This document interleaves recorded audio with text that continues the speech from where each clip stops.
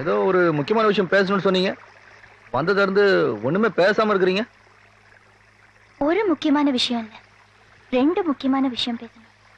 ஒண்ணு, இனிமே என்ன நீங்க வாங்க போங்கன்னா கூப்பிடக்கூடாது, நீ வா போன்னு தான் கூப்பிடணும். இன்னொன்னுதான் எப்படி ஆரம்பிக்கிறதுன்னு தெரியல. இதே மாதிரி பளிச்சுன்னு சொல்லிருங்களேன். என்ன கல்யாணம் பண்ணிக்கிறீங்களா? நிஜமாதாங்க சொல்றேன். நான் உங்க மேல உயிரையே வச்சிருக்கேன். வாழ்ந்தா உங்க கூட தான் வாழணும்னு நான் முடிவே பண்ணிட்டேன்.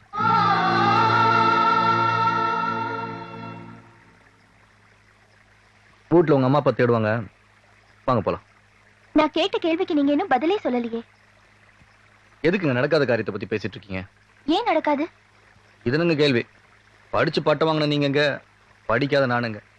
உங்க படிப்புக்கும் அறிவுக்கும் தகுந்த மாதிரி ஒரு நல்ல மாப்பிள்ளை பாக்குறதா புத்திசாலித்தனங்க.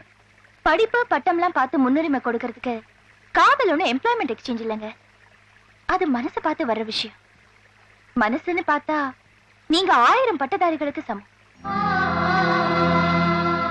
படிச்சவரோட வாழறதை விட மனசுக்கு பிடிச்சவரோட வாழறதுல தாங்க சந்தோஷமே இருக்கு.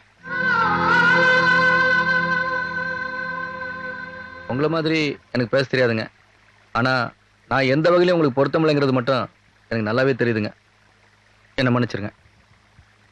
இதுதான் உங்க பதிலா? ஆமாங்க.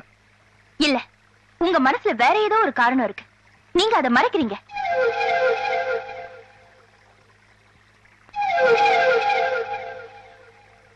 என் மனசுல எதுவுமே இல்ல. அப்படி இருந்தாலும் அதை மறைக்கணுங்கிற அவசியம் எனக்கு இல்ல.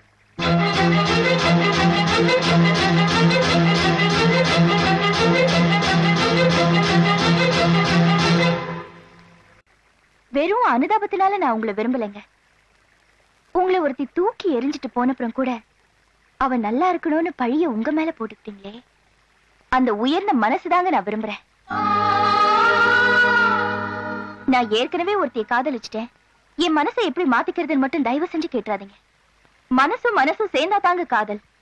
மனசே இல்லாத ஒருத்தியை போய் நினைச்சிட்டு இருந்தீங்கன்னா அதை விட பெரிய தப்பு வேற எதுவுமே இல்லைங்க. இல்லைங்க, எப்போ ஆடு மாடு மாதிரி தான் உங்ககிட்டயும் பழகினேன்னு சொன்னாலும் அப்பவே அவன் என் மனசை விட்டு போயிட்டான். அவன் நினைப்பு வேணா அன்னைக்கு இல்லாம இருக்கலாம், ஆனா அவன் ஏற்படுத்தி போன காயம் எப்போ எடுத்துட்டே தான் இருக்கும். மருந்து போட்டா எந்த காயமும் ஆறிடும். நான் ஏன் அந்த மருந்தா இருக்க கூடாது?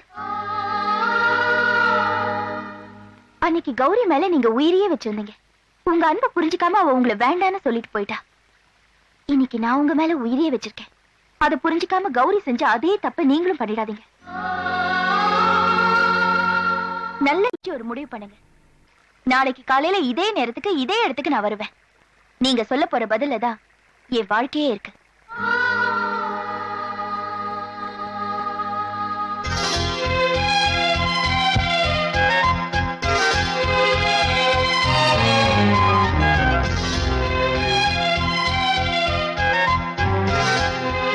கௌரி செஞ்ச அதே தப்ப நீங்களும் பண்ணிடாதீங்க.